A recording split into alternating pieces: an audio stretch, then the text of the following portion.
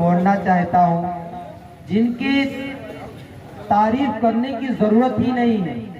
علماء دیوبند کی ہم کیا تعریف کریں گے؟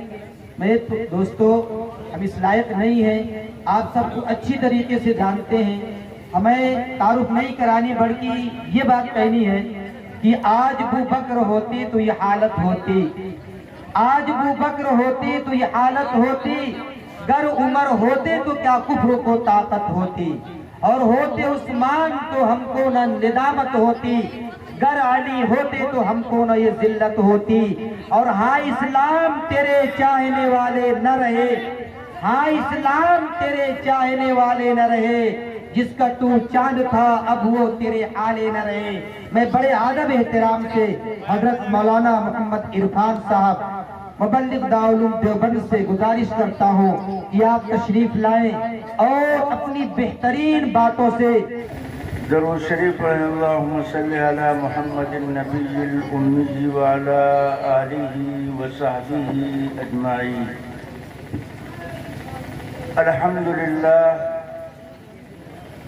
الحمدللہ رب العالمین، والصلاة والسلام علی اشرف الانبیاء والمرسلین وعلی آلہ واصحابہ اجمعین، اما بعد۔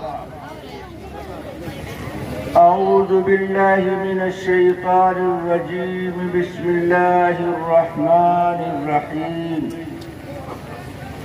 یا ایہا الذین آمنوا لا تقدموا بین یدی اللہ ورسولہ واتقوا اللہ ان اللہ سمیع علیم۔ وقال علیہ الصلاة والسلام ستفترق فی امتی 73 ملہ كلهم في النار۔ قالوا وما هي يا رسول الله؟ قال ما أنا عليه وأصحابي، أو كما قال عليه الصلاة والسلام۔ صدر گرامی، واجب الاحترام علماء کرام، حاضرین جلسہ، پردہ نشین خواتین اسلام، اللہ تعالیٰ کی مہربانی، اس کا احسان و کرم ہے آج کا یہ عظیم الشان اجلاس جو سیرت النبی علیہ السلام کے پاکیزہ عنوان پر منعقد کیا گیا۔ آپ نے اکابر علماء کرام کا بیان و شعراء کا کلام سماعت فرمایا۔ میں آپ کی خدمت میں سیرت کے حوالے سے ایک بات عرض کرنا چاہتا ہوں۔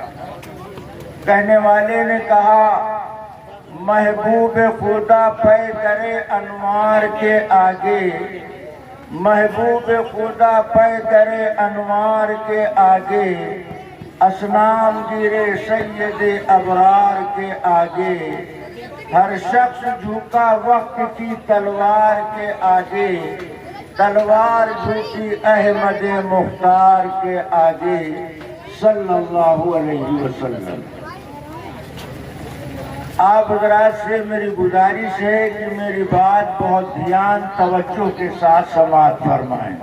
اگر آپ متوجہ ہو کر سنیں گے تو بات سمجھ میں آئے گی، جب بات سمجھ میں آئے گی تو عمل کرنے کا جذبہ، داعیہ، شوق، طلب، تڑپ، تمنا پیدا ہو۔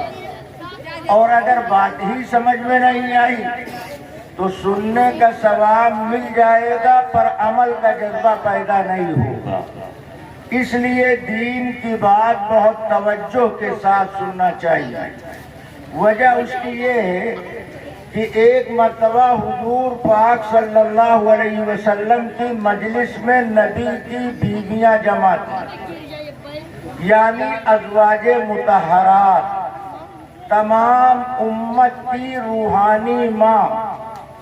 انہوں نے نبی سے سوال کیا کہ اللہ کے پیغمبر یہ بتائیے کہ آپ کی موجودہ بیویوں میں سب سے پہلے انتقال کس کا ہوگا؟ تو اللہ کے نبی نے جواباً ارشاد فرمایا اطولکن یدن، جس کا ہاتھ لمبا ہوگا اس کا انتقال پہلے ہوگا۔ نبی کا یہ جواب سن کر نبی کی بیویوں نے آپس میں اپنا ہاتھ ناپنا شروع کیا۔ کوئی دیوار سے ٹیک کر کے ہاتھ ناپ رہا ہے، کوئی لکڑی لے کر، کوئی دھاگا لے کر۔ جب نبی کی بیویوں نے آپس میں ہاتھ نپول کیا تو پتہ چلا کہ نبی کی بیویوں میں سب سے لمبا ہاتھ حضرت سودا رضی اللہ تعالی عنہ کا۔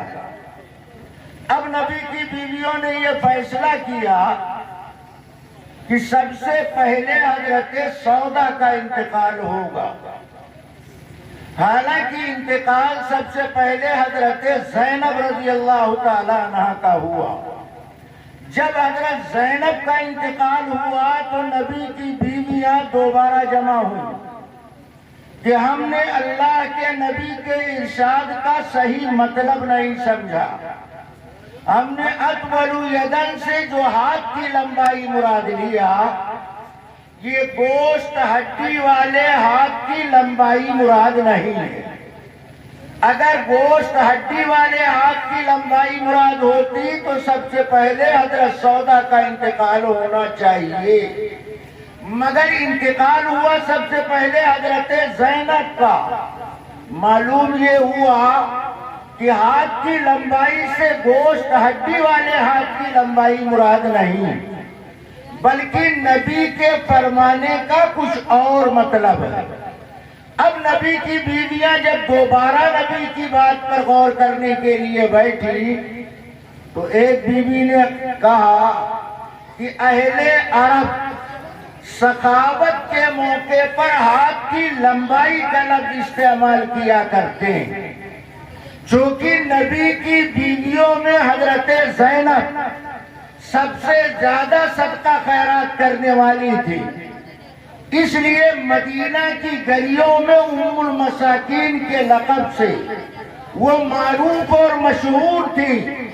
تو نبی کی بات نبی کی بیویوں کو نبی کے گھر میں سمجھنے کے لیے اتنی محنت جدوجہد کی ضرورت پیش آتی۔ ہم آپ کھڑے کھڑے پڑے پڑے بیڑی پیتے سگریٹ پیتے یہ سمجھ لیں کہ آسانی سے دین کی بات سمجھ میں آ جائے گی، ایسا نہیں۔ دین کے ہم محتاج ہیں، دین ہمارا محتاج نہیں۔ دین کے ہم محتاج ہیں، دین ہمارا محتاج نہیں۔ اس لیے دین کی بات بہت توجہ کے ساتھ سننا چاہیے۔ جب آدمی متوجہ ہو کر سنتا ہے تو بات سمجھ میں آتی۔ اب آپ تھوڑی دیر کے لیے متوجہ ہوئیے، سنجیدہ ہو جائیے، ہم اپنی بات عرض کرنا چاہتے ہیں۔ اللہ تبارک و تعالی نے اس کائنات میں سب سے محترم مخلوق حضرت انسان کو بنایا، اور یہ بات میں نہیں کہتا، اللہ خود فرماتا ہے وَلَقَدْ كَرَّمْنَا بَنِي آدم، کہ ہم نے بنی آدم کو محترم بنایا۔ تمام مخلوقات میں سینئر مخلوق، اشرف مخلوق حضرت انسان۔ اسی لیے اللہ تعالیٰ نے انسانوں کی رہبری رہنمائی کے لیے دو مضبوط انتظام فرمائے۔ ایک تو اللہ نے کتاب نازل فرمائی اور دوسرے اللہ نے نبی مبعوث فرمایا۔ اتنا آپ جانتے ہیں، مگر آگے آپ بات سمجھنے کی کوشش کیجئے کہ اللہ کی کتاب نازل ہو جانے کے بعد اللہ کے نبی کی ضرورت کیوں ہے، اور نبی کے آتے ہوئے، نبی کے رہتے ہوئے اللہ کی کتاب کی ضرورت کیوں ہے؟ اللہ نے کتاب بھی نازل کیا اور اللہ ہی نبی بھی بھیجتا ہے، تو کتاب کے ساتھ نبی، نبی کے ساتھ کتاب، ایسا انتظام کیوں کیا گیا؟ اس لیے کہ اللہ کا ضابطہ قاعدہ دستور یہ ہے کہ اللہ اپنی کتاب ہمیشہ اپنے نبی کے پاس بھیجتا ہے۔ اللہ کی کتاب غیر نبی کے پاس نہیں آیا کرتی، اور اللہ کی کتاب کا صحیح مطلب نبی کے علاوہ کوئی دوسرا ڈائریکٹ سمجھ نہیں سکتا ہے۔ جب اللہ کی کتاب نبی کے پاس ہی آیا کرتی ہے تو کتاب کے ساتھ ساتھ نبی کا ہونا بھی ضروری ہے، ایک وجہ۔ اور دوسری وجہ یہ ہے کہ اللہ کی کتاب میں دو طرح کے احکامات ہوتے ہیں۔ آپ قرآن پڑھیں تو قرآن میں آپ کو سورہ قصص ملے گا، اس میں انبیاء کے واقعات بیان کیے گئے۔ قرآن میں سورہ نوح ملے گی، اس میں حضرت نوح کے واقعات۔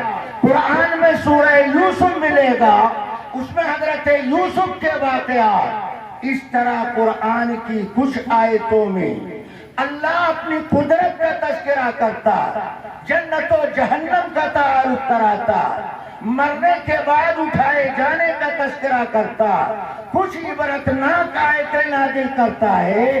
ان آیتوں کا پڑھنا سمجھنا ہے ایک کے لیے آسان، مگر قرآن میں تقریباً 500 آیات ایسی ہیں جن میں اللہ نے احکامات و مسائل بیان کیے۔ نکاح کا مسئلہ، طلاق کا مسئلہ، وراثت کا مسئلہ، بچوں کی پرورش کا مسئلہ، میاں بیوی کے حقوق کا مسئلہ، یہ آیات بھی اللہ تعالیٰ نے نازل فرمائی۔ اب ایک آدمی قرآن پڑھتا ہے اور قرآن کی جب یہ آیت پڑھتا ہے وَلَقَدْ يَسَّرْنَا الْقُرْآنَ، کہ اللہ نے قرآن کو آسان بنایا، اب وہ امام صاحب سے جھک کرنے لگتا ہے۔ امام صاحب آپ جو یہ کہتے ہیں کہ ڈائریکٹ قرآن نہیں سمجھ سکتے، تو اللہ تو کہتا ہے کہ اللہ نے قرآن کو آسان بنایا۔ آسان چیز تو ہر آدمی سمجھ سکتا ہے، پڑھ سکتا ہے، تو قرآن اللہ نے آسان بنا کر نازل کیا۔ آپ کہتے ہیں ڈائریکٹ سمجھو گے تو بعد آیتوں میں الجھ جاؤ گے، تو آپ کی یہ بات قرآن کی اس آیت کے خلاف معلوم ہوتی ہے۔ جو اس آیت سے یہ نتیجہ اخذ کرتا ہے، میں دعوے سے یہ بات کہتا ہوں، وہ قرآن کیا سمجھے گا؟ وہ قرآن کی اس آیت کو بھی نہیں سمجھ سکتا، وہ قرآن کی اس آیت کو بھی نہیں سمجھ پا رہا۔ اللہ اس آیت میں کیا فرماتے ہیں؟ وَلَقَدْ يَسَّرْنَا الْقُرْآنَ لِلذِّكْرِ، کہ ہم نے قرآن کو آسان بنایا ذکر کے لیے۔ اب غور کرنا پڑے گا کہ ذکر کے معنی کیا؟ تو مفسرین نے ذکر کے دو معنی لکھے۔ ذکر کا ایک معنی ہے یاد کرنا، تو آیت کا مطلب یہ نکلے گا کہ قرآن آسان ہے یاد کرنے کے لیے۔ بچہ یاد کرنا چاہے، بوڑھا یاد کرنا چاہے، مرد یاد کرنا چاہے، عورت یاد کرنا چاہے، ہر ایک آسانی سے قرآن کو یاد کر سکتا۔ یہ ہے آیت کا مطلب کہ قرآن آسان ہے یاد کرنے کے لیے۔ اتنا آسان ہے، اتنا آسان ہے کہ بینا تو بینا، نابینا بھی حافظ قرآن بن جاتا ہے۔ یہ قرآن کی کھلی ہوئی بات ساری دنیا کے انسان دیکھتے ہیں۔ دوسرا معنی ذکر کا ہے نصیحت حاصل کرنا۔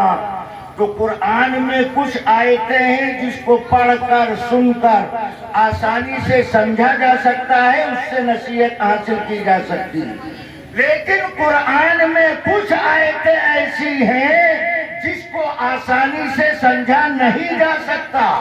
نبی کے پاس اللہ اپنی کتاب اسی لیے بھیجتے ہیں کہ ایسے مقامات کی صحیح تصویر اور صحیح تشریح اللہ کا نبی کرے گا، تو جہاں قرآن سمجھنے میں دشواری پیش آئے وہاں اللہ کے نبی سے رابطہ کرنا پڑے گا۔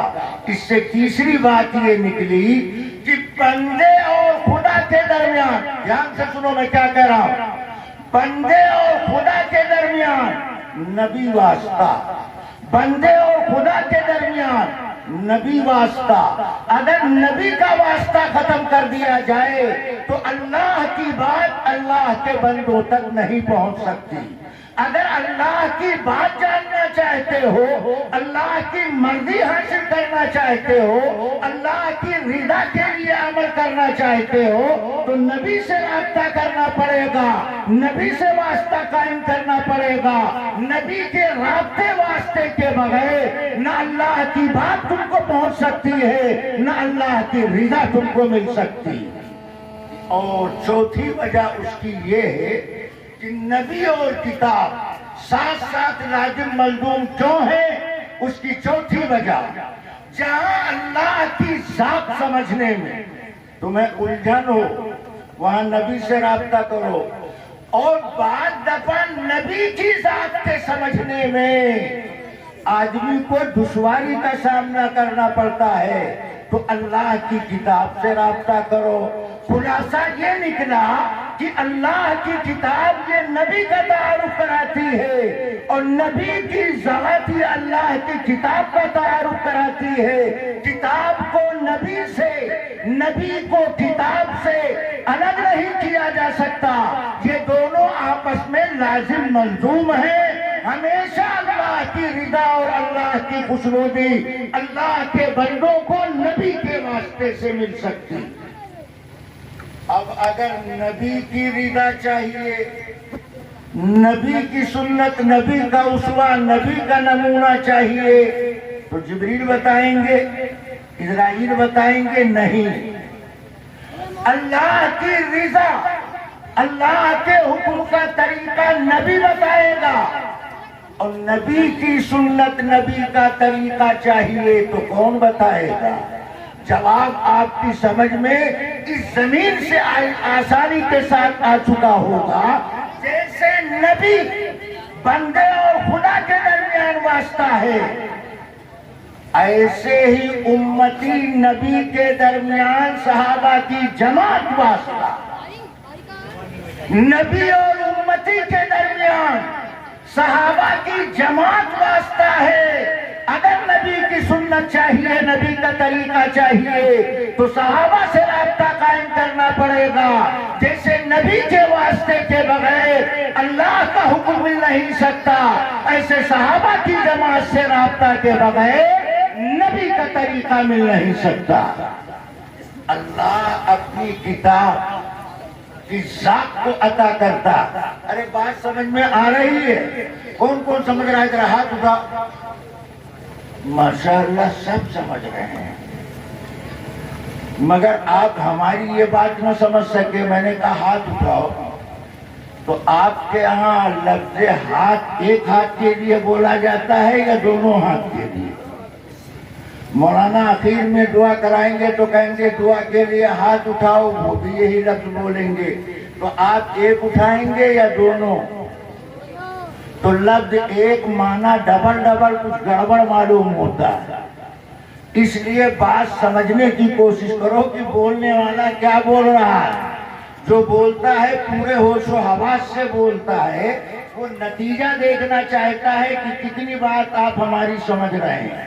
تو اللہ کی کتاب اور نبی کی ذات کا واسطہ، یہ اللہ کے بندوں کی ہدایت کا راستہ. اتنی بات سمجھ میں آئی. اب آگے سمجھیے، نبی کی ذات کیسی ہوتی، نبی کہتے کس کو ہیں، نبی کی شان کیا، نبی کی پہچان کیا. تو یاد رکھو اللہ تبارک و تعالی نے تقریباً 1.25 لاکھ انبیاء دنیا میں بھیجے، مگر ہر نبی انسانی جماعت سے تعلق رکھتا، ہر نبی انسانی جماعت سے تعلق رکھتا. سب سے پہلے انسان حضرت آدم علیہ السلام اور سب سے پہلے نبی حضرت آدم علیہ السلام. معلوم ہوا نبی انسانی جماعت سے تعلق رکھتا. انسانی جماعت سے اللہ نبی کیوں بناتے ہیں؟ نورانی مخلوق سے اللہ نبی کیوں نہیں بناتے؟ فرشتے تو نور سے پیدا ہیں، وہ نافرمانی کا کوئی کام نہیں کرتے. ہر وقت اللہ اللہ کرتے رہتے ہیں، ان کو نبی کیوں نہیں بنایا گیا؟ جواب سنو، چونکہ ہدایت مطلوب و مقصود ہے حضرت انسان کی، وہ انسان کے لیے رہنما کامل ہو سکتا ہے جو انسانی ضروریات واسطوں سے بخوبی واقف ہو۔ اگر فرشتے کو اللہ نبی بنا دیتے، فرض کیجئے حضرت جبرائیل نبی بن کر کے آتے، اب آپ کو روزہ افطار کرنے کا طریقہ چاہیے، تو جبریل کو بھوک پیاس لگتی نہیں، کھانے پینے دسترخوان کی ضرورت ہوتی نہیں، تو وہ آپ کو افطار و سحر کا طریقہ کیسے بتا سکتے تھے؟ جب انسان کی رہنمائی مقصود ہے، انہی جماعت میں سے جو کامل انسان ہوگا وہ ان کے واسطے صحیح رہبر ثابت ہو سکتا ہے۔ اس لیے انسانی ہدایت کے لیے انسانی جماعت کو اللہ تعالیٰ نے نبوت و رسالت کے واسطے منتخب فرمایا۔ نبی ہمیشہ اللہ بناتا ہے، اسی لیے آپ راتب بولتے ہیں نبی اللہ، رسول اللہ، پیغمبر خدا۔ یہ جملہ بولنے کا مطلب کیا؟ اللہ کے نبی، اللہ کے رسول، خدا کے پیغمبر۔ معلوم ہوا اللہ نے نبی بنایا ہے، نبی اپنے پاور سے نبی بن کر نہیں آیا ہے، نبی اپنے اختیار سے نبی بن کر نہیں آیا۔ اگر نبی کو یہ پاور ہوتا کہ خود اپنے پاور سے نبی بن کر آ جائے تو وہ نبی غیر کو بھی نبی بنا سکتا تھا۔ حالانکہ اہل سنت و جماعت کا عقیدہ اجماعی طور پر یہ ہے کہ نبی رسول پیغمبر بنانا یہ صرف خدا کا کام ہے، اور علماء کلام کی زبان میں یوں کہا جائے کہ نبوت رسالت یہ صفت وہبی ہے، کسبی نہیں۔ عبادت، ریاضت، تلاوت، سخاوت سے کوئی نبوت کا مقام حاصل کرنا چاہے تو اس کو مل نہیں سکتا ہے۔ نبوت و رسالت کا مقام صرف اسی کو ملے گا جس کا انتخاب اللہ اپنی مرضی سے فرمائے گا۔ اسی لیے اہل سنت و جماعت نے نبوت رسالت کو صفت وہبی مانا ہے، صفت کسبی نہیں مانا۔ عبادت سے عابد بنتا، نماز سے نمازی بنتا، حج کے اعمال کرنے سے حاجی بنتا۔ نبوت کے لیے کوئی گریڈ، کوئی اسٹیج ایسا نہیں ہے کہ وہاں پہنچنے کے بعد ہر آدمی نبی بن جائے گا، بلکہ اللہ جس کو نبی بنائے گا وہی نبی اللہ کہلائے گا، اللہ جس کو رسول بنائے گا وہی رسول اللہ کہلائے گا، اللہ جس کو پیغمبر بنائے گا وہی پیغمبر خدا کہلائے گا۔ اللہ تبارک و تعالی نے سب سے برگزیدہ آخری پیغمبر حضرت محمد الرسول اللہ صلی اللہ علیہ وسلم کو بنایا۔ آپ قیامت تک آنے والی انسانیت کے لیے سامان ہدایت بنا کر کے مبعوث کیے گئے۔ اب قیامت تک انسانیت کے لیے نجات کا راستہ محمد الرسول اللہ صلی اللہ علیہ وسلم کا راستہ۔ نبی کو اللہ تعالیٰ امت کے واسطے نمونہ بناتے ہیں، اسی لیے نبی کی ذات میں اللہ کچھ کمالات و خصوصیات پیدا فرماتے ہیں۔ ساری امت مل کر کے نبی کے اس ایک کمال کا مقابلہ نہیں کر سکتی۔ میں بہت بڑی بات کہہ رہا ہوں، ساری امت مل کر نبی کے ایک کمال کا مقابلہ نہیں کر سکتی ہے۔ نبی کی ذات اتنی جامع ہوتی ہے، اتنی کامل ہوتی ہے، اتنی مکمل ہوتی ہے، وہ امت کے واسطے رہنما بن کر آتا۔ مثال کے طور پر علماء جانتے ہیں بڑا سے بڑا ولی قطب ابدال شب بیدار تہجد گزار وضو کر کے سو جائے تو سو جانے کی وجہ سے اس کا وضو ٹوٹ جائے گا۔ کیوں؟ اس لیے کہ فقہا نے نیند کو نواقض وضو میں شمار کیا۔ فقہا کا کہنا یہ ہے کہ انسان جب سوتا ہے تو اس کے جسم کے اعضاء ڈھیلے پڑ جاتے ہیں۔ جب انسان کے جسم کے اعضاء ڈھیلے پڑ جاتے ہیں تو کب جسم میں کون سی کارروائی ہو جائے پتہ نہیں چل پائے گا. اس لیے فقہا نے نیند کو ناقض وضو میں شمار کیا کہ بڑا سے بڑا آدمی وضو کر کے سو جائے تو سونے کی وجہ سے اس کا وضو ٹوٹ جائے گا. وہ سو کر اٹھے گا تو نئی عبادت کے لیے اس کو نیا وضو کرنا ضروری. البتہ انبیاء کی جماعت اس قانون سے مستثنا ہے. نبی کی نیند، نبی کا وضو نیند کی وجہ سے نہیں ٹوٹا کرتا. سو جانے سے نبی کا وضو نہیں ٹوٹتا. ولی کا وضو ٹوٹے گا، عابد کا وضو ٹوٹے گا، بڑے متقی کا وضو سونے سے ٹوٹے گا، مگر نیند کی وجہ سے، سو جانے کی وجہ سے نبی کا وضو نہیں ٹوٹا کرتا. یہ کمال اللہ نے تنہا انبیاء کی جماعت کو عطا فرمایا. اب آپ بتاؤ امت میں سے کون نبی کے اس وصف کا، اس کمال کا مقابلہ کر سکتا ہے؟ اب آپ سوچ رہے ہوں گے کہ ولی وضو کر کے سو جائے تو سونے سے ولی کا وضو ٹوٹ جاتا ہے، اور نبی وضو کر کے سو جائے تو سونے سے نبی کا وضو کیوں نہیں ٹوٹتا؟ وہ بھی تو سو رہا ہے، یہ بھی سو رہے ہیں، مگر فرق نبی غیر نبی میں فرق ہوتا ہے. ولی سوئے گا وضو کر کے تو اس کے جسم کے آدھا سونے کی حالت میں ڈھیلے پڑ جائیں گے، مگر نبی جب سوتا ہے تو نبی کی آنکھیں سوتی ہیں، نبی کا دل جاگتا رہتا ہے. نبی کی آنکھیں سوتی ہیں، نبی کا دل جاگتا رہتا ہے. اس لیے انبیاء کا وضو سونے کی وجہ سے نہیں ٹوٹا کرتا. نبی وضو کر کے سویا، سو کر اٹھنے کے بعد نئی عبادت کے لیے نبی کے واسطے نیا وضو کرنا شرط نہیں ہے. پرانے وضو سے نبی سو کر اٹھنے کے بعد نئی عبادت کر سکتا ہے. یہ کمال اللہ نے تنہا انبیاء کی جماعت کو عطا فرمایا ہے. کون نبی کے کمال کا مقابلہ کر سکتا ہے؟ ایک کمال میں اور بتائے دیتا ہوں.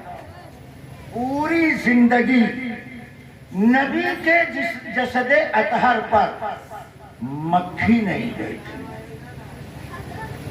پوری زندگی نبی کے جسم مبارک پر مکھی نہیں بیٹھی. کیوں نہیں بیٹھی؟ اس لیے کہ مکھی بیٹھتی ہے گندی جگہ پر، بدبودار جگہ پر، اور نبی کا جسم سراپا خوشبودار ہوتا. نبی کے جسم سے نکلنے والا پسینہ مشک و عنبر سے زیادہ خوشبودار ہوتا ہے. مکھی کو خوشبو سے اللہ واسطے بہ رہے، لہذا مکھی کا نبی کے جسد اطہر پر بیٹھنے کا سوال پیدا نہیں ہوتا. اس نبی کی ذات کے واسطے سے اللہ ایمان والوں سے مطالبہ کیا کرتا؟ فرمایا یا ایھا الذین آمنوا لا تقدموا بین یدی اللہ ورسولہ واتقوا اللہ ان اللہ سمیع علیم. اے ایمان والو، اللہ اس کے رسول کے آگے مت چلو. یہ کون کہہ رہا ہے؟ اللہ کہہ رہا ہے. کس سے کہہ رہے ہیں؟ اہل ایمان سے کہہ رہے ہیں. کیا کہہ رہے ہیں؟ اے ایمان والو، اے ہمارے فرما بردار بندو، اللہ اس کے رسول کے آگے مت چلو. گویا اللہ کو بھی یہ بات معلوم ہے کہ کچھ لوگ ایسے پیدا ہوں گے جو اللہ کے آگے چلنے کا پلان بنائیں گے، اور کچھ ایسے لوگ جنم لیں گے جو محمد رسول اللہ صلی اللہ علیہ وسلم سے آگے بڑھ کر چلنے کی ناپاک کوشش کریں گے. اس لیے اللہ نے قدغن لگائی، بریک لگایا، ایمان والو اللہ اس کے رسول کے آگے مت چلو. صاحب ابن کثیر نے اس آیت کا شان نزول لکھا ہے کہ قبیلہ بنو تمیم کا ایک وفد نبی کے پاس دین سیکھنے کے لیے آیا. جب دین سیکھ کر کے وہ قافلہ واپس جانے لگا تو اللہ کے نبی قافلے میں سے ایک امیر ذمہ دار منتخب فرماتے تھے تاکہ یہاں سے جانے کے بعد جب اپنی قوم برادری کو یہ دین سکھائے اور کوئی دینی ضرورت پیش آئے تو نبی سے یہ ذمہ دار آدمی رابطے میں رہے۔ قبیلہ بنو تمیم کے لیے ذمہ دار امیر کس کو بنایا جائے؟ نبی تشریف فرما ہے، صحابہ ابو بکر و عمر عثمان و علی بیٹھے ہیں۔ ابھی بات آگے بڑھنے والی تھی کہ حضرت صدیق اکبر نے کہا اللہ کے رسول ہماری رائے ہے کہ قعقاع بن معبد کو امیر بنایا جائے۔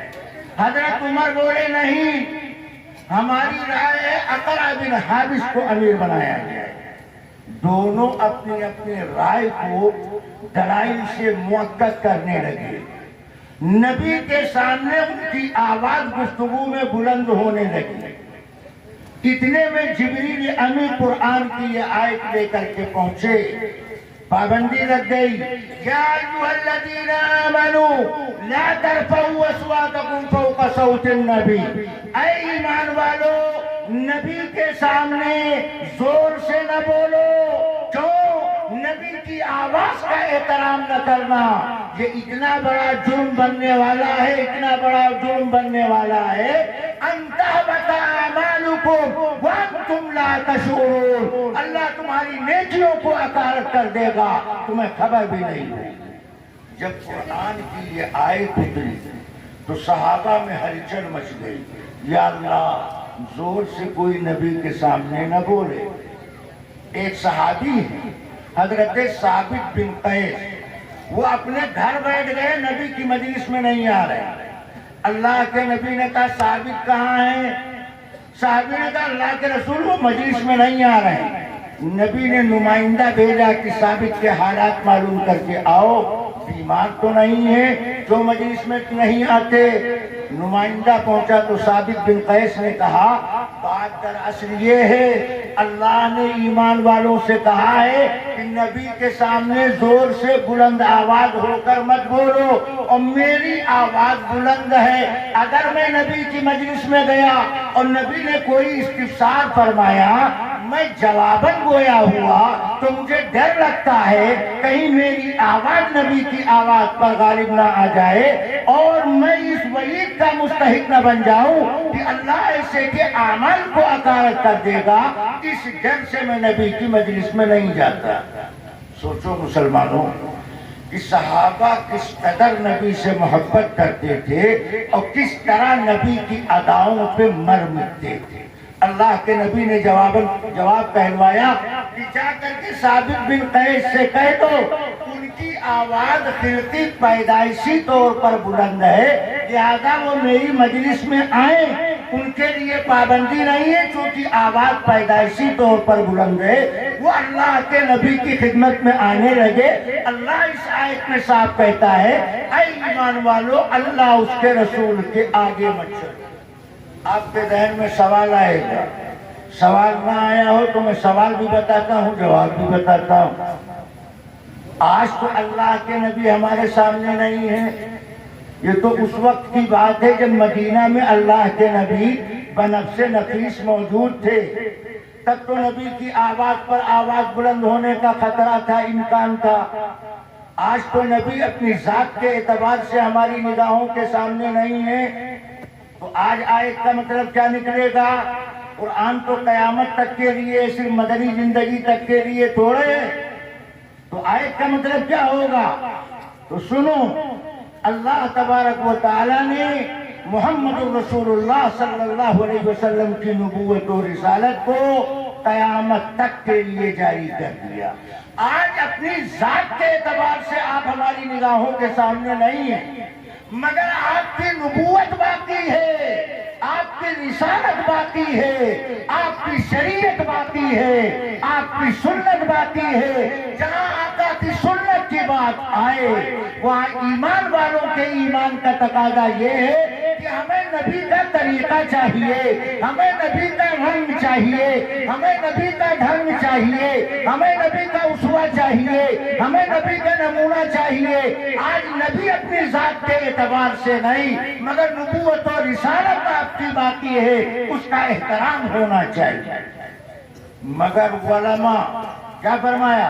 انما العلماء ورثۃ الانبیاء، علماء یہ انبیاء کے وارث ہیں، جانشین ہیں۔ مگر ہم علماء ربانی کی بات کرتے ہیں، ہم ایسے مولوی کی بات نہیں کرتے جو وضو کا مسئلہ بتائے تو اسی کا وضو خطرے میں پڑ جائے، میں اس مولوی کی بات نہیں کرتا۔ جو وضو کا مسئلہ بتائے اس کا وضو خطرے میں پڑ جائے، میں علماء ربانی حقانی کی بات کرتا ہوں۔ وہ انبیاء کے وارث ہیں، چونکہ علم نبوت نور نبوت ان کے دامن میں محفوظ ہے، ان کا بھی احترام کرو جب وہ اللہ رسول کی بات کریں، ان کی بات کو مانو، یہ ان کا حق ہے، یہ ان کا رتبہ ہے، یہ ان کا مرتبہ۔ اللہ رسول سے آگے مت بڑھو، اللہ رسول کے حکم کا احترام کرو۔ محمد رسول اللہ صلی اللہ علیہ وسلم سرزمین مدینہ میں تشریف فرما ہے۔ سنو، اللہ کے نبی تک خبر پہنچی کہ قبیلہ عمرو ابن عوف میں جھگڑا ہو گیا، تو اللہ کے نبی تو جھگڑنے والے قبیلوں کے درمیان صلح کرانے کے لیے چند صحابہ کو اپنے ساتھ لے کر پہنچے۔ وہاں دونوں قبیلوں کے درمیان صلح کے لیے جو گفتگو شروع ہوئی تو بات اتنی لمبی گئی، اتنی لمبی ہوئی کہ نماز کا وقت آ گیا۔ حضرت بلال نے مسجد نبوی میں اذان دے دیا، صحابہ نماز کے لیے مسجد نبوی آ کر جمع ہونے لگے۔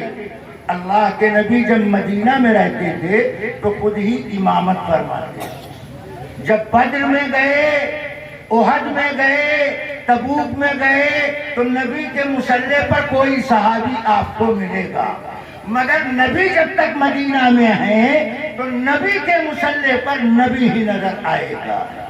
آج جب دیر ہو گئی، نماز کا وقت بالکل قریب آ گیا، حضرت بلال مؤذن نے دیکھا کہ نماز کا وقت بالکل قریب ہے، جماعت کا وقت ہو چکا اور اللہ کے نبی اب تک مسجد میں تشریف نہیں لائے، تو بلال صدیق اکبر کے پاس گئے۔ سنو، صحابہ بھی جانتے تھے کہ سارے صحابہ میں سب سے بڑا مرتبہ کس کا؟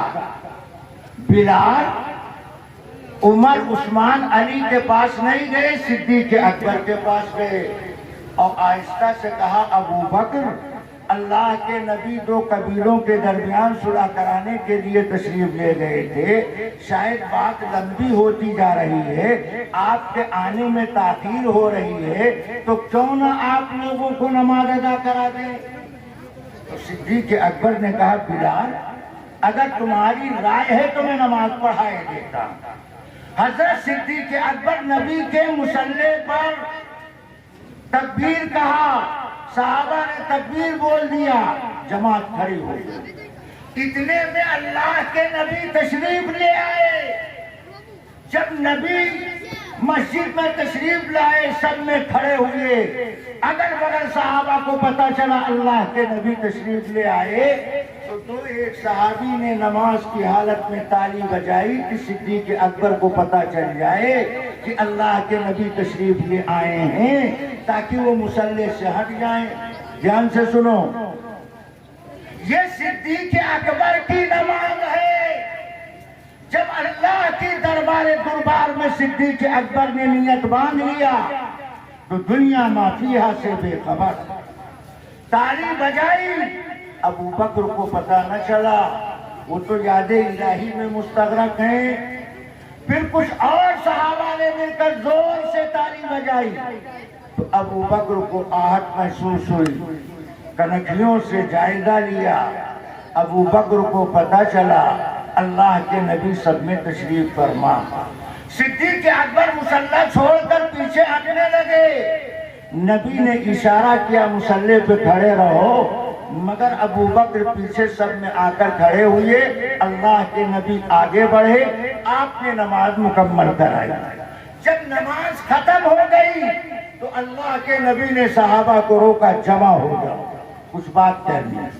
سارے صحابہ نماز کے بعد مسجد میں رک گئے، اللہ کے نبی نے ابو بکر سے کہا ابو بکر میں نے تمہیں اشارہ کیا تھا مصلی پر کھڑے رہو نماز پوری کراؤ تم پیچھے کیوں ہٹے؟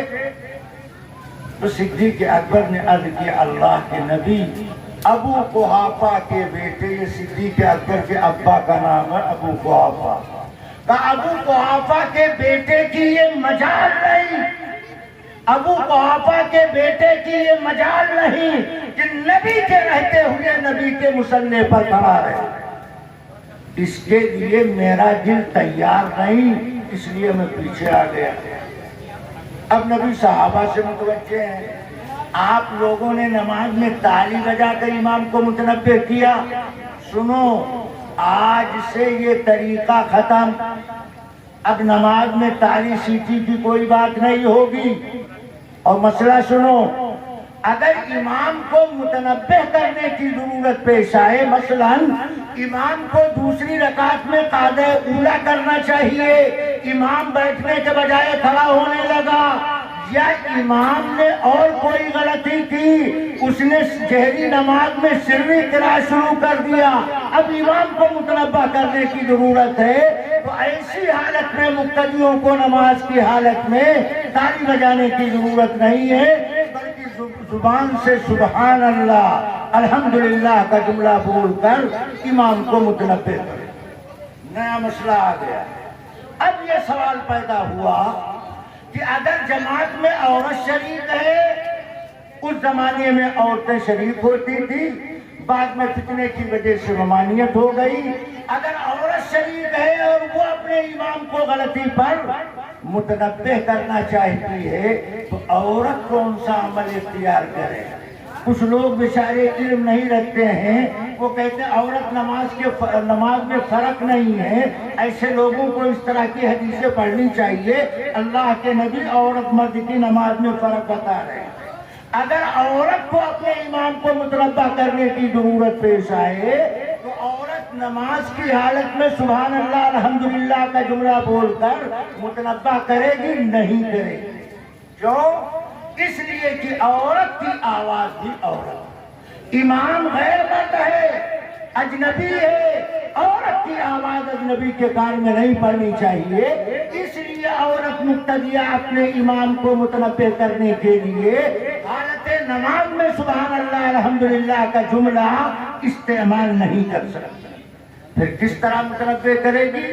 تو اللہ کے نبی نے طریقہ بتایا کہ عورت اپنے الٹے ہاتھ کو الٹے ہاتھ پر مار کر اس آواز سے امام کو متنبہ کرے، اگر اس طرح مارے گی تو آواز پیدا ہوگی، اس طرح مارے گی تنبہ ہو جائے گا، مقصد پورا ہو جائے گا۔ حضرت محمد الرسول اللہ صلی اللہ علیہ وسلم مصلی کے قریب ہیں، صدیق اکبر آگے بڑھنے کے لیے تیار نہیں ہے۔ قرآن کہتا ہے اے ایمان والو، اللہ اس کے رسول کے آگے مت چلو، جہاں رسول کی نسبت مل جائے، رسول کی قربت مل جائے، رسول سے واسطہ ہو جائے، وہاں نبی کی بات کا احترام و اکرام کرنا یہ ایمان کی علامت۔ ایک مرتبہ مدینے میں حضرت عمر بن خطاب رضی اللہ تعالیٰ نماز پڑھنے کے لیے مسجد نبوی جا رہے ہیں، راستے میں حضرت عباس کا مکان پڑتا تھا، انہوں نے چھت پر مرغ کے چوزے بچے ذبح کیے، خون پانی میں مل کر پرنالے سے نیچے ٹپکا، حضرت عمر کے کپڑے خراب ہو گئے۔ جانتے ہو عمر کی ذات کا نام ہے؟ اللہ کے نبی نے بتایا ہے عمر جس راستے سے گزرتا ہے شیطان راستہ کاٹ دیتا ہے، شیطان راستہ کاٹ دیتا ہے، وہ راستہ چھوڑ دیتا ہے۔ حضرت عمر کے کپڑے خراب ہو گئے، حضرت عمر نے جامہ تبدیل کیا، نماز سے فارغ ہونے کے بعد حضرت عباس کے مکان پر آئے، کہا یہ پرنالہ اجاڑ دو، اس سے نمازیوں کے کپڑے خراب ہو۔ کون کہہ رہا ہے؟ عمر بن خطاب کہہ رہے ہیں، جس کی بات مدینہ کی ہوا مانتی ہے، جس کی بات مدینہ کی ہوا مانتی ہے، عمر کی بات کو امانت کے طور پر مدینہ کی ہوا نے اٹھا کر ساریہ کے کان کے پردے تک پہنچایا۔ حضرت عمر نے کہا پرنالہ اجاڑ دو، حضرت عباس نے نوش کر کے پرنالہ نیچے ڈال دیا۔ جب برنالہ اجڑ گیا تو حضرت عباس بولے امیر المومنین شاید آپ کو یہ بات معلوم نہیں ہے، یہ وہ پرنالہ ہے جسے محمد رسول اللہ صلی اللہ علیہ وسلم نے اپنے دستے مبارک سے لگایا تھا۔ اس پرنالے پر نبی کا ہاتھ لگا ہے۔ نبی کی ذات کا احترام عمر بن خطاب کے قلب و جگر میں کتنا۔ حضرت عمر کھڑے تھے، رک گئے، جسم کے رونگٹے کھڑے۔ حضرت عباس کو مخاطب کر کے عرض کیا میرے کندھے پر پیر رکھ کر کھڑے ہو جاؤ اور یہ پرنالہ وہیں لگا دو جہاں لگایا تھا۔ حضرت محمد رسول اللہ صلی اللہ علیہ وسلم نے نبی نے اپنے دستے مبارک سے جس جگہ پرنالہ لگا دیا، خطاب کے بیٹے عمر کی مجال نہیں ہے کہ اس پرنالے کی جگہ کو چینج کر دے۔ کیوں؟ انہوں نے اللہ کا فرمان سنا ہے، یا ایھا الذین آمنوا لا تقدموا بین ایمان والو، اللہ اس کے رسول کے آگے مت جاؤ۔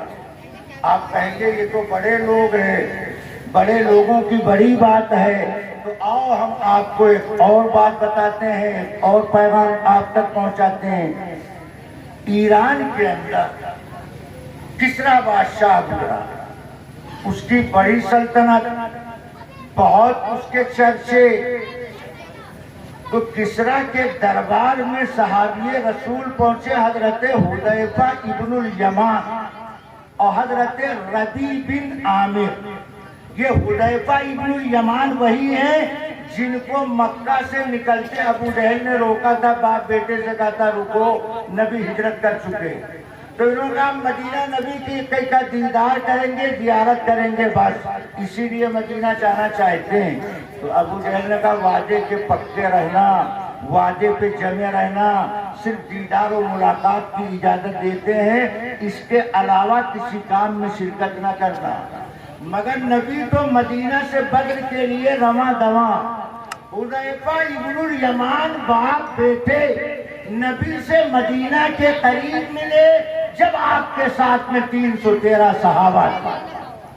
حذیفہ ابن الیمان نے عرض کیا اللہ کے رسول، وہ تو ابو جہل کے دبدبے میں ہم نے یہ وعدہ کر لیا تھا، یہ تو بہت مبارک موقع ہے، اس میں شرکت کی اجازت دی جائے۔ سنو مسلمانوں، اللہ کے نبی نے فرمایا تم نے زبان دیا ہے، تم نے زبان دیا ہے، اگرچہ ابو جہل کو زبان دیا، مسلمان کی زبان رہنی چاہیے، چاہے اپنے بھائی سے وعدہ کرو چاہے غیر سے وعدہ کرو، وعدے میں چاہے نفع ہو یا نقصان، مگر وعدے کا پورا کرنا ضروری۔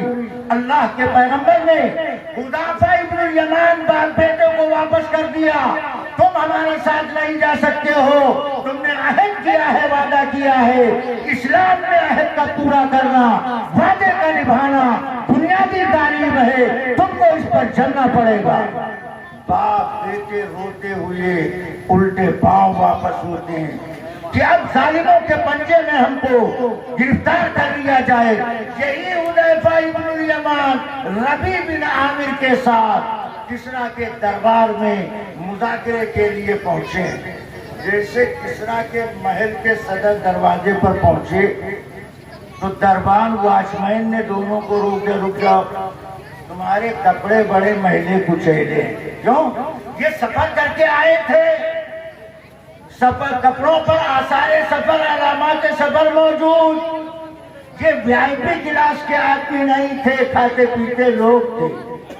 کہا اگر کسریٰ سے آپ کو ملنا ہے تو اپنے ان گندے کپڑوں پر کسریٰ کا جبہ ڈالو تب اندر جا سکتے ہو۔ ربیع بن عامر نے کہا او ہمیں ملاقات کا شوق نہیں ہے، کسریٰ نے بلایا ہے اس لیے ہم آئے، ان سے جا کر کہہ دو اگر اس لباس میں ہم سے ملنا ہے تو ہم ملنے کے لیے تیار ہیں، تمہارا جبہ پہن کر ملنے کے لیے ہمارے پاس وقت نہیں، ہمیں شوق نہیں، ہم واپس جاتے ہیں۔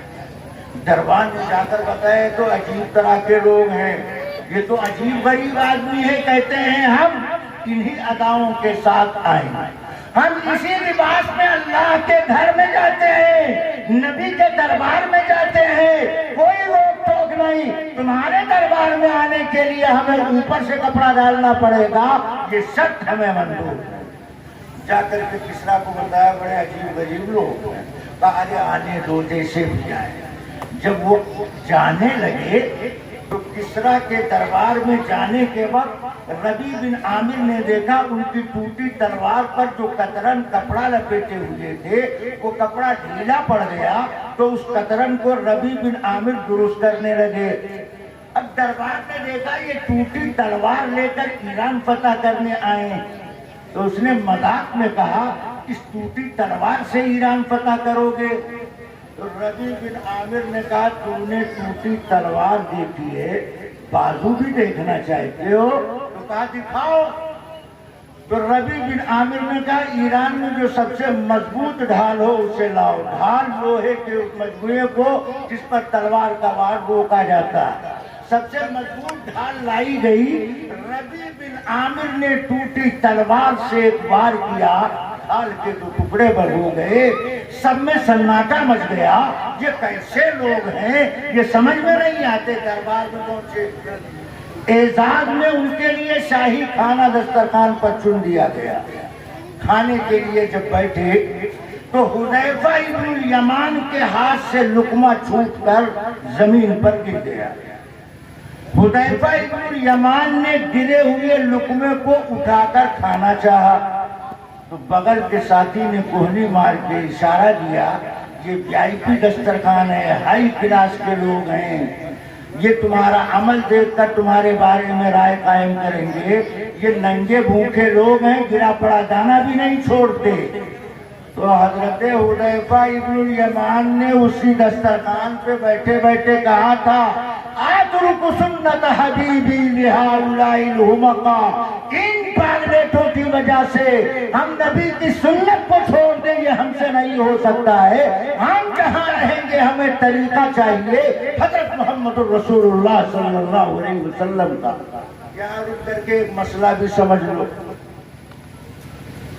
دسترخوان پر بیٹھے ہوئے کھانا کھا رہے ہو، اگر لقمہ گر جائے تو بے شک نبی نے کہا ہے صاف کر کے کھا لو، کیوں؟ تاکہ اللہ کی روزی کی ناقدری بے حرمتی نہ ہونے پائے، اور نہ معلوم برکت والا رزق اور برکت والا دانہ اسی لقمے کیوں کرنا ہو، پھر وہ ضائع ہو جائے، اس لیے فرمایا کہ گرا ہوا لقمہ اٹھا کر صاف کر کے کھا لو۔ اب مسئلہ سنو، اگر زمین سوکھی ہے، ہلکا سا گرد لگا، آپ لقمے سے آپ نے مٹھائی سے وہ گرد صاف کر لیا، طبیعت آپ کی آمادہ ہے، کھا لو، کوئی حرج نہیں۔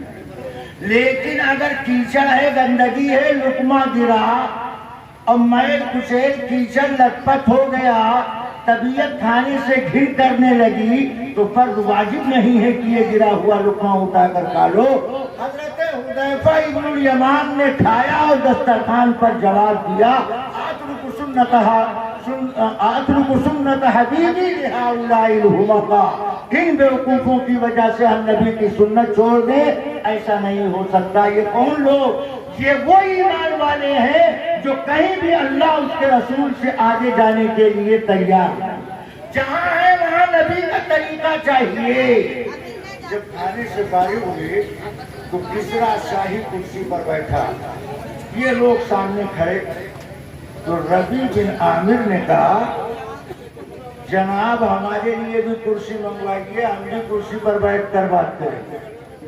اب تو کسریٰ کا ماتھا تھنک گیا، ہمارے دربار میں اور ہماری نزاکت و لطافت کو چیلنج، ہمارے برابر کرسی پر بیٹھ کر بات کریں گے؟ ربیع بن عامر نے کہا سنو میرے آقا محمد الرسول اللہ صلی اللہ علیہ وسلم نے فرمایا یا تو سب کے سب برابر بیٹھے ہوں کرسی پر، اونچائی پر، تخت پر، یا سب کے سب نیچے بیٹھ کر برابر بات کریں۔ یہ طریقہ مساوات کا میرے پیغمبر نے دیا، تم کرسی پر بیٹھے رہو، ہم فریق بن کر کے سامنے کھڑے ہو کر بات کریں، اس طور پر ہم بات کرنا نہیں چاہتے۔ ربیع بن عامر نے جب یہ کہا تو کسریٰ کا کھوپڑا گرم ہو گیا، اس نے کہا ٹوکرے میں مٹی بھر کر لاؤ، मिट्टी भर कर टोकरा लाया गया। कहा रबी बिन आमिर के सर पर ये मिट्टी भरा टोकरा रख दो। इनके सर पर मिट्टी भरा टोकरा रखा गया। कहा निकल जाओ हमारे दरबार से। जब रबी बिन आमिर ने मिट्टी भरा टोकरा अपने सर पर रखा, चलने लगे, तो चलते चलते एक जुमला बोल पड़े। कहा किसरा, तूने ईरान की मिट्टी हमारे हवाले कर दी। ये वहम परस्त किस्म के लोग रबी का ये जुमला सुनकर पांव तले जमीन सरकने लगी। कहा जल्दी मिट्टी का टोकरा वापस लाओ। मगर वो तो रबी बिन आमिर थे जो चल पड़े, निकल पड़े, बढ़ते गए, आगे गए, किसरा के हाथ नहीं आए। जो उनके सामने अल्लाह का हुक्म है, या अय्युहल्लज़ीना आमनू ला तुक़द्दिमू बैना यदैल्लाहि व रसूलिही। ऐ ईमान वालो, अल्लाह उसके रसूल के आगे मत चलो। ऐ ईमान वालो, अल्लाह उसके रसूल के आगे मत चलो। जहाँ नबी का तरीका मिल जाए, नबी का हुक्म मिल जाए, उसी को अपनाओ। उसी में दोनों जहान में नजात और कामयाबी है। और दरमियान में एक बात मैं कहता हूँ, नबी के तरीके की पहचान क्या? नबी के तरीके की पहचान क्या?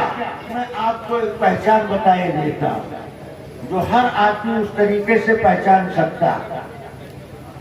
अल्लाह के आखिरी नबी हजरत मोहम्मद रसूलुल्लाह सल्लल्लाहु अलैहि वसल्लम नेशनल नहीं बल्कि इंटरनेशनल नबी बनकर आए। कुल आलम के लिए नबी बनकर आए। रहमतुल लिल आलमीन, खातमुन नबीयीन, खातमुल मासूमीन बनकर आए। तो जब आप कुल आलम के लिए नबी बनकर आए हैं, तो आपके मानने वाले कुल आलम के अंदर पाए जाएंगे। आज आप दुनिया के किसी मुल्क में चले जाइए, ध्यान से सुनो, और वहाँ मुसलमान बसते हो और वहाँ मस्जिद हो जहाँ नमाज बाजमात अदा की जाती हो, अजान जमात का एहतमाम। दुनिया का कोई मुल्क हो, आप जाएं तो आपको यही तरीका मिलेगा कि फर्ज नमाज से पहले अजान दी जाती है।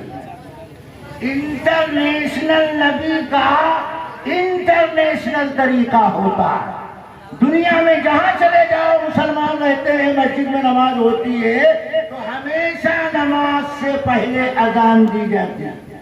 आज तक आपको ऐसी मस्जिद नहीं मिलेगी जो ये कहे ये तरीका बहुत पुराना हो गया, 6 महीना नमाज से पहले अजान दे दिया करो और 6 महीना नमाज के बाद अजान दे दिया करो।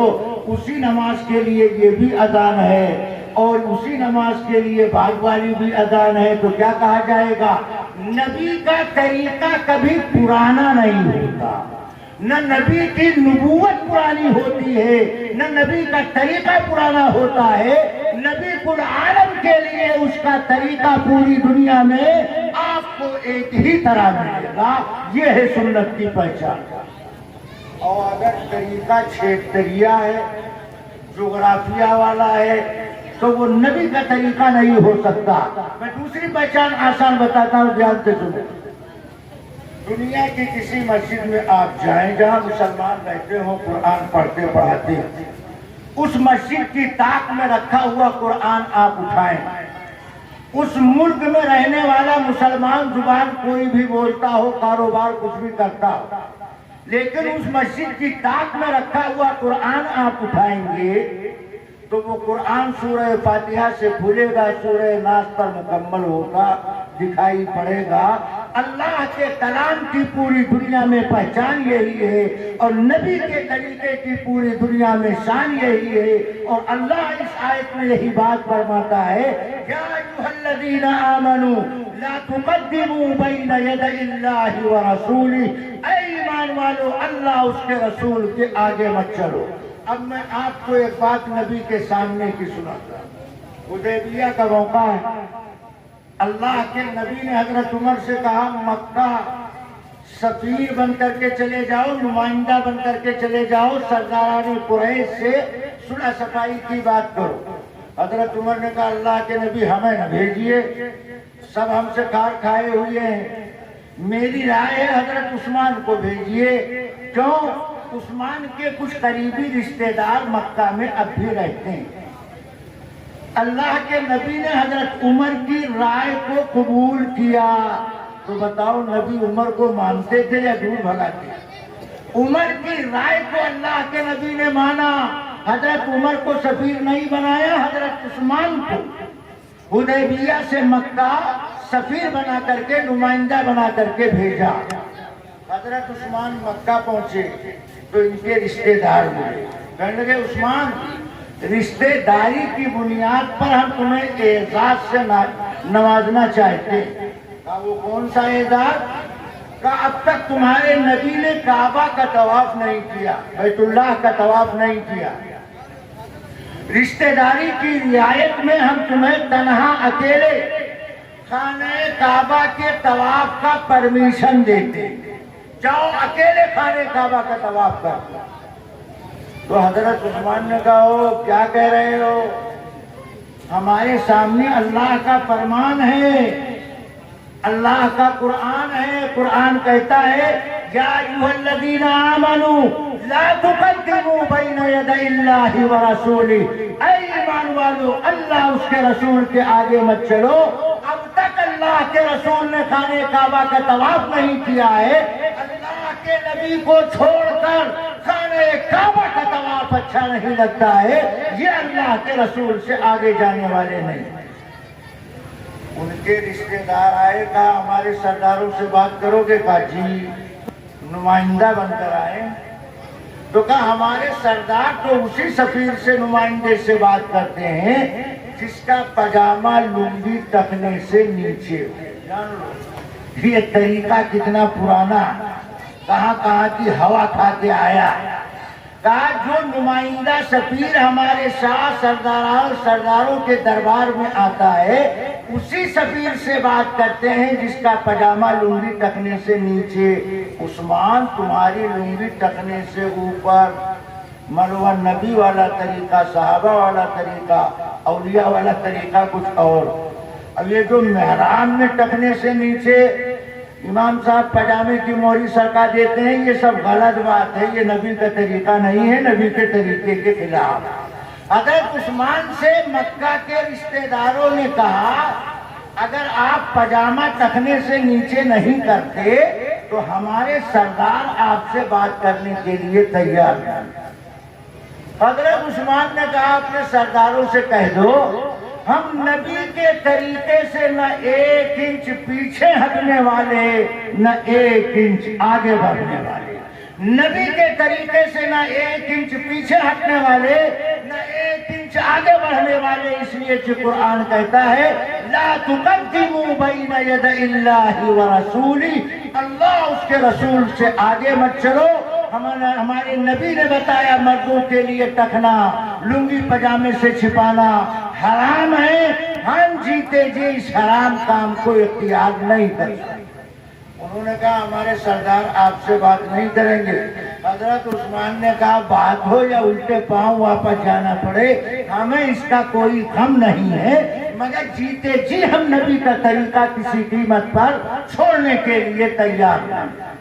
نبی کو خبر پہنچی کہ حضرت عثمان کو شہید کر دیا گیا تو اللہ کے نبی نے وہی حدیبیہ کے موقع پر 1400 صحابہ سے بیعت لیا، جس کو بیعت رضوان کہا جاتا ہے، جس کا ذکر قرآن کے اندر موجود ہے. اللہ ان بیعت کرنے والے صحابہ کے بارے میں کہتا ہے لقد رضی اللہ عن المؤمنین اذ یبایعونک تحت الشجرہ. یہ جنتی طبقہ، جنتی جماعت، نبی کو پتہ چلا عثمان کا خون بہا دیا گیا تو اللہ کے نبی نے ان 1400 صحابہ سے خون عثمان کے بدلہ لینے کے لیے بیعت کیا. اللہ کے پیغمبر صلی اللہ علیہ وسلم کا عمل صحابہ کے ساتھ، صحابہ کا عمل اللہ کے نبی کے ساتھ قرآنی آیات کی روشنی میں پڑھا جائے، دیکھا جائے، تب حقیقت کا پتہ چلتا ہے. اللہ کہتا ہے واتقوا اللہ. اللہ اس کے رسول کے آگے مت بڑھو. اگر آگے بڑھو گے تو اللہ کی پکڑ میں آؤ، اللہ کی جکڑ میں آؤ گے، کوئی بچا نہیں پائے گا. اللہ سے آگے بڑھنا जो नमाज सिर्री है उसको जहरी करने लगो, जहरी को सिर्री कर दो, स्टैंड चेंज करने लगो, अल्लाह का तरीका बदल गया। रसूल से आगे जाना, जो काम नबी ने न किया न कहीं करने को कहा, न नबी के सामने किया गया, न नबी ने उसके बारे में कुछ कहा, वो सब करना शुरू कर दो। रसूल से आगे जाना, न अल्लाह का हुक्म सामने रहे न नबी का तरीका आगे रहे। फरमाया वत्तकुल्लाह, डरो अल्लाह, भाग आओ, रुक जाओ, होश में आओ। अल्लाह का हुक्म बोलते हो, नबी का तरीका छोड़ते हो, डरो अल्लाह से। अल्लाह ऐसे लोगों को छोड़ेगा नहीं, पकड़ेगा, जकड़ेगा, सजा देगा। मोहम्मद रसूलुल्लाह सल्लल्लाहु अलैहि वसल्लम वही हुदैबिया में तशरीफ फरमा, हजरत अली को बुलाया, मक्का के सरदार आए, सुलहनामा पर तहरीर तैयार की जाए। हजरत अली लिखना पढ़ना जानते, अल्लाह के नबी उम्मी थे। उम्मी का मतलब जाहिल नहीं, उम्मी का मतलब अनपढ़, अनपढ़ का मतलब जो पढ़ना लिखना न जानता। क्यों नहीं जानता? इसलिए कि उसने लिखना पढ़ना सीखा नहीं। उम्मी लक़ब आपको इसीलिए मिला, के माने माँ की। क्या मतलब? उम्मी, माँ की तरह निस्बत करके क्या समझाया गया? जैसे बच्चा माँ के पेट में लिखना पढ़ना सीखता नहीं, ऐसे नबी दुनिया के पेट में आने के बाद किसी इंसान से लिखना पढ़ना नहीं सीखता है। इसलिए नबी को लक़ब मिला उम्मी, नबीयुल उम्मी, जो लिखना पढ़ना नहीं जानते। अब सवाल जहन में आएगा कि नबी को अल्लाह ताला ने लिखना पढ़ना क्यों नहीं सिखाया? अल्लाह तो खुद ही कहते हैं अल्लमहुल बयान, अल्लाह को सिखा देते हैं। तो नबी को लिखना पढ़ना क्यों नहीं सिखाया गया? इसलिए अगर नबी दुनिया में लिखना पढ़ना सीखते दुनिया वालों से, तो कल जब नबूवत का ऐलान करते तो दुनिया के लोग कहते इनको कोई नादिर किताब नुस्खा किसी लाइब्रेरी का हाथ आ गया है, उसको सामने रख करके इरशाद फरमाते हैं इनका कोई जाती कमाल नहीं।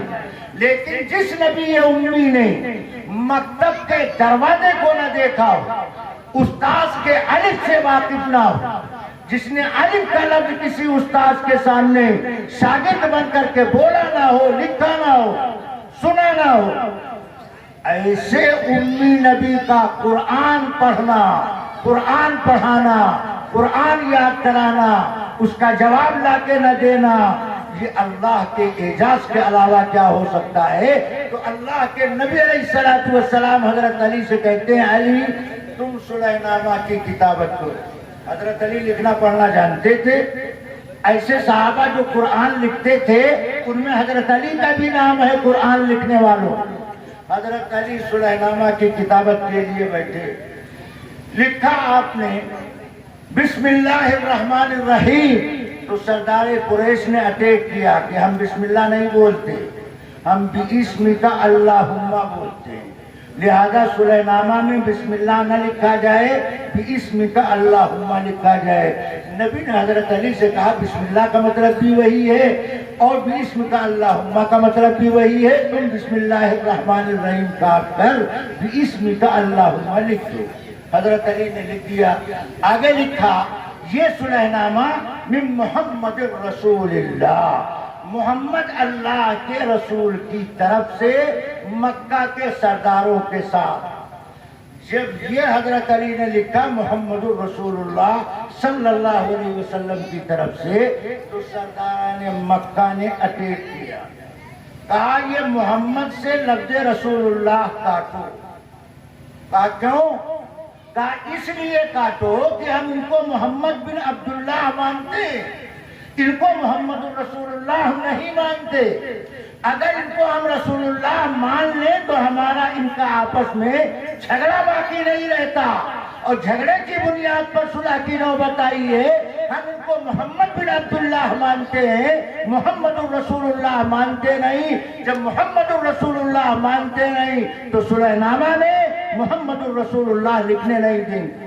लफ्ज़ रसूलुल्लाह काटो, मोहम्मद बिन अब्दुल्लाह लिखो। تو اللہ کے نبی نے حضرت علی سے کہا علی کاٹ دو، تو حضرت علی نے کہا اللہ کے نبی ہم نہیں کاٹیں گے۔ صحابہ کے مزاج کو سمجھو، بے شک الامر فوق الادب، یہ مسئلہ اپنی جگہ ہے، مگر ہم ذکر کرتے ہیں جماعت صحابہ جو نبی کی زندگی کی کل کمائی ہے، ان کے احساسات، ان کا اعتماد اور نبی سے محبت و معیت و قربت دنیا میں اس کی نظیر نہیں پیش کی جا سکتی۔ صدیق اکبر کو اشارہ دیا مصلی پر کھڑے رہو، پیچھے چلے آئے، حضرت علی سے کہہ رہے ہیں لفظ رسول اللہ کاٹ دو، حضرت علی کہتے میں نہیں کاٹوں گا۔ اللہ اکبر، نبی کہیں اور علی نہ کاٹیں، اس منظر میں نہ دیکھو، اس پس منظر میں دیکھو جس پس منظر کی ہم بات کرتے ہیں، جس پس منظر کی ہم بات کرتے ہیں۔ جو آپ کو رسول اللہ نہیں مانتا تھا وہ کاٹنے کی بات کرتا تھا، جو آپ کو رسول اللہ مانتا تھا وہ نہ کاٹنے کی بات کرتا تھا۔ علی نے نبی سے کہا اللہ کے نبی ہم تو آپ کو رسول اللہ مانتے ہیں، جب ہم آپ کو رسول اللہ مانتے ہیں تو ہم کیسے کاٹ سکتے ہیں؟ جو آپ کو رسول اللہ نہیں مانتے ہیں وہ کاٹنے کی بات کرتے ہیں۔ تب اللہ کے نبی نے علی سے کہا بتاؤ لفظ رسول اللہ کہاں لکھا؟ اس لیے کہ نبی لکھنا پڑھنا جانتے نہیں، تو سلح نامہ کی کاپی پہ حضرت علی نے انگوٹھے سے نشان زد کیا، یہ لکھا ہے لفظ رسول اللہ۔ تو اللہ کے نبی نے اپنے ہاتھ سے کاٹا، حضرت علی نے نہیں کاٹا۔ کسی کے ذہن میں یہ شبہ شک پیدا نہیں ہونا چاہیے کہ حضرت علی نے نبی کی بات نہیں مانی، حضرت علی نبی ہی کی بات کر رہے ہیں۔ جو نبی کو رسول اللہ نہیں مانتے تھے وہ کاٹنے کی بات کرتے تھے، حضرت علی آپ کو رسول اللہ مانتے تھے، اس لیے نہ کاٹنے کی بات کرتے ہیں۔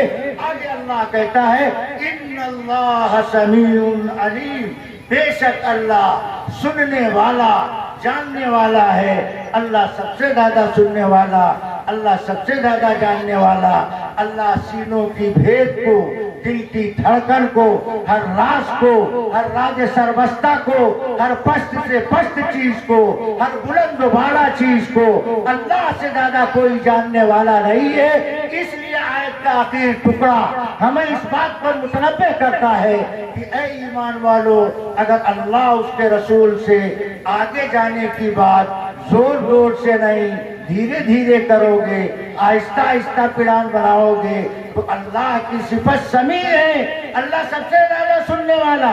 اللہ چیونٹی کی رفتار کو سنتا ہے، اللہ درخت کے پتے کے ٹوٹنے کی آواز کو سنتا ہے، اللہ بارش کے قطرے کے زمین پر گرنے کی آواز کو سنتا ہے، اللہ تارا تارا قطرہ قطرہ ہر چیز سے باخبر ہے۔ فرمایا ان اللہ سمیع علیم، بے شک اللہ سننے والا جاننے والا ہے۔ اس کی صفت عالی کا احساس اگر دل میں رہا تو اللہ اس کے رسول سے آگے بڑھنے کی جسارت ہمت نہیں کر سکتے ہو، اور اگر اللہ کی صفات عالیہ کا احساس دل سے مردہ ہو گیا تو اللہ کا قانون باقی رکھ سکتے ہو، نہ اللہ کے نبی کے طریقے پر قائم رہ سکتے ہو۔ اس لیے مسلمانوں، آج ضرورت اس بات کی ہے کہ ہماری زندگی اللہ کے حکم کے موافق ہو اور ہمارا عمل حضرت محمد الرسول اللہ صلی اللہ علیہ وسلم کے طریقے کے موافق ہو۔ اب وہی آپ لوٹیے جہاں سے ہم شروع ہوئے تھے کہ اللہ نے کتاب دیا، اللہ نے نبی دیا۔ میں نے آپ کو ضابطہ بتایا کہ اللہ کی کتاب ہمیشہ نبی کے پاس آتی ہے، نبی کے واسطے کے بغیر اللہ کی کتاب ملتی نہیں، اور نبی کی سنت اگر چاہیے تو صحابہ کی جماعت سے وابستہ ہو جاؤ، صحابہ کی جماعت سے واسطہ رابطہ قائم کرو۔ نبی کی سنت، نبی کا طریقہ جماعت صحابہ کے واسطے کے بغیر مل نہیں سکتا۔ نبی بندے کے لیے خدا اور بندے کے درمیان واسطہ ہے، صحابہ کی جماعت उम्मती और नबी के दरमियान वास्ता है, नबी का वास्ता कट जाए, अल्लाह की किताब रहती नहीं, सहाबा का वास्ता छूट जाए, नबी का तरीका रहता नहीं, अल्लाह हमको इसी बात की ताकीद करता है, या अय्युहल्लज़ीना आमनू ला तुक़द्दिमू बैन यदइल्लाहि व रसूलिही, ऐ ईमान वालो अल्लाह उसके रसूल के आगे मत चलो, वत्तकुल्लाह, डरो अल्लाह से, बचो बुरी बातों से, रुको गलत कामों से, इन्नल्लाह समीउन अलीम, बेशक अल्लाह सुनने वाला जानने वाला है। अल्लाह इन बातों पर अमल की तौफीक मरहमत फरमाए। वमा अलैना इल्लल बलाग। जज़ाकल्लाह।